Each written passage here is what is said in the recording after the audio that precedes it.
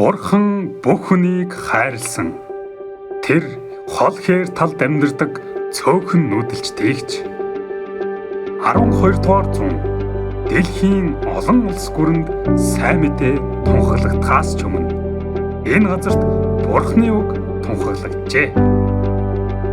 Сайн мэдээний үр жимсийг ч ургуулж чадалгүй орхигдсон мэт байсан бидний төлөө Бурхан Монголыг хайрлсандаа дахин нэг удаа 21-р зуунд манай чуулганаар сайн мэдээний боломжийг нээж өгсөн юм.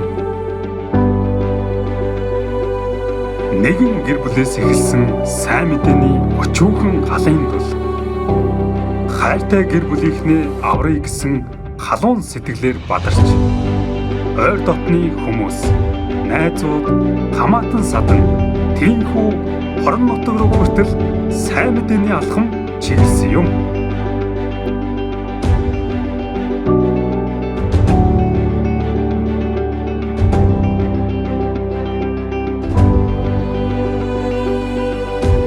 Ийхүү Монголд орон даяар 20 аймагт 34 чуулган босгодлоо.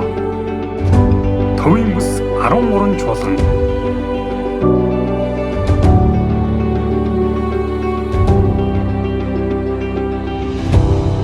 Хойд бүс 11 чуулган.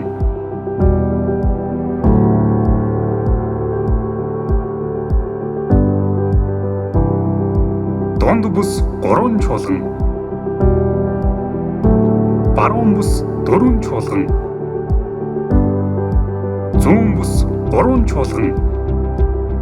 Нийт 34 чуулганы 4300 орчим итгэгчид хамтдаа нөхөрлөж байна.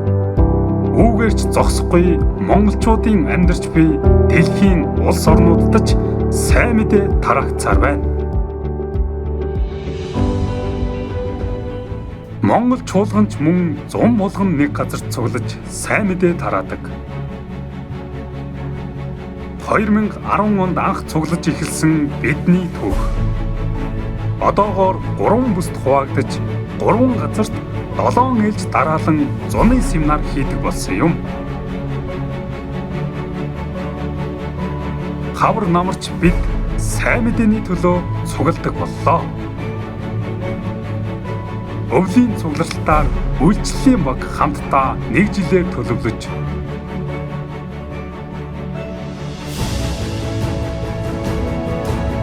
зун Монгол Солонгос залуучууд цуглаж дахин халуун сэтгэлээ бадраач. Жилд 2 удаа оюутнууд маань Самуэль сургуулиар дамжуулан сайн мэдээнд бэлтгэгдээд өдгөө 17 дахь ээлжтэй хүрч байна.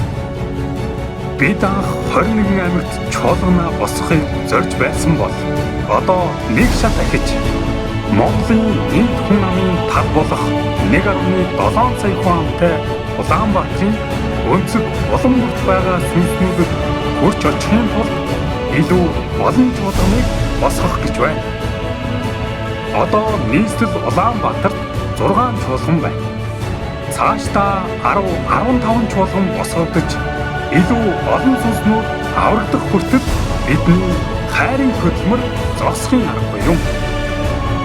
Монгол чуулганаар дамжуулан ажиллах Бурханы агуу ажлын төлөө хамтдаа хүчээр итгэн зүтгэе.